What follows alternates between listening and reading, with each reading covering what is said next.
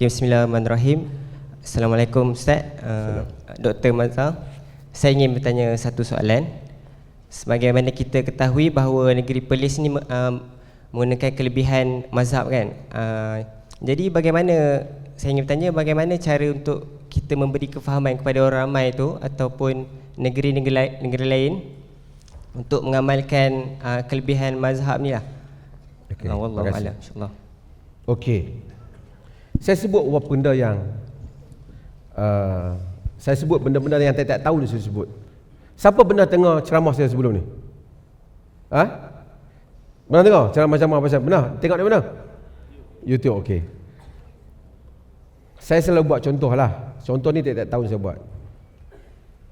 Dalam mazhab Syafi'i, yang wajib bayar zakat bagi tanaman ialah tanaman asasi, makanan asas. Dalam konteks negara kita ni, makanan asas apa dah?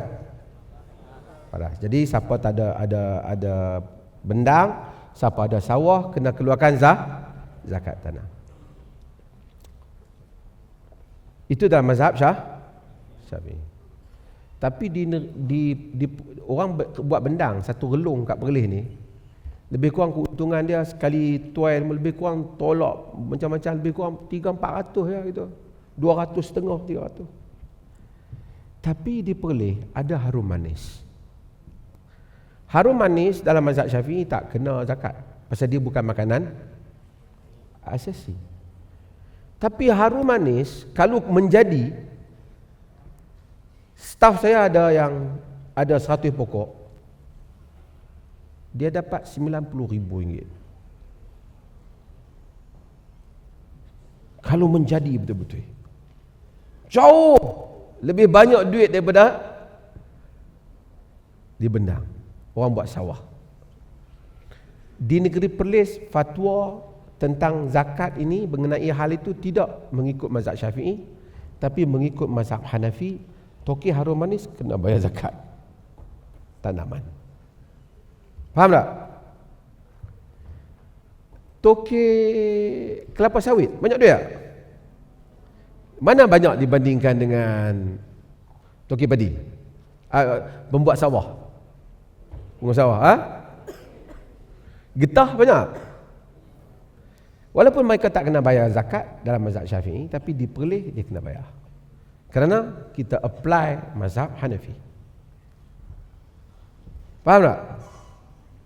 So, banyak lagi contoh-contoh yang lain yang kita ambil daripada mazhab-mazhab yang lain. Pertama, kerana kita melihat argumen dia.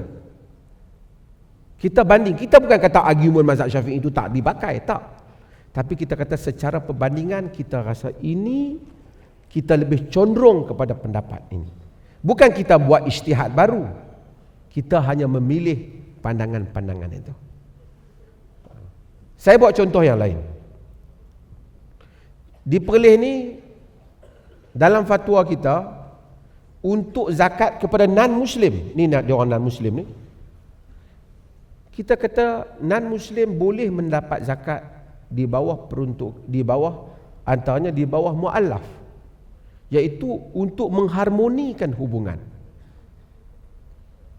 Mu'allaf di Malaysia ni biasanya yang dah masuk Islam. Kita luaskan mu'allaf tu termasuk kalau kita beri kepada dia, dia akan baik hati dengan Islam, dia akan tak buruk sangka dengan Islam, kita akan dapat bersahabat dengan dia untuk mendekatkan dia dengan orang Islam. Kalau kita pergi ke hospital, kita bagi pada Muslim, sebelah katil ni bukan Muslim, takkan kita bagi kat sini kita tak bagi, betul tak? Dua-dua sakit, betul tak? So zakat Perlis kita ambil kira itu. Walaupun kita tahu lah mazhab Syafi'i tak boleh, tapi kita mengambil kira pandangan mazhab Hanafi dalam hal ni. Ini adalah contoh-contoh, banyak lagi lah. Mungkin satu session saya akan cerita tentang fatwa saja. Ya, mana kita bukan menolak mazhab Syafi'i, banyak juga pendapat mazhab Syafi'i yang dipakai dalam Perlis ni. Cuma apabila masalah muamalat dan seumpamanya, kita ada keluasan sedikit di dalam hal-hal yang seperti ini. Faham tak? Dan sekarang ni pun dunia dah terbuka. Tadi saya ada imam-imam Uzbek. Saya bercakap, di dalam mazhab Hanafi, dia punya mazhab, dia tak boleh jamak semayang. kecuali ketika haji. Tapi sekarang bila dunia luas, mereka jadi susah. Orang mazhab Syafi'i, orang mazhab Hanafi, orang mazhab Hambali, orang mazhab Malik, mereka senang, mereka boleh jamak. Mazhab Hanafi mereka susah. Tapi saya pergi ke Turki, mufti Turki kata, kami pun dah mula fatwa luar daripada mazhab Hanafi, bagi membolehkan untuk jamak. Sebab kita kena lihat argumen bagi setiap mazhab-mazhab apabila mereka memberikan pandangan mereka.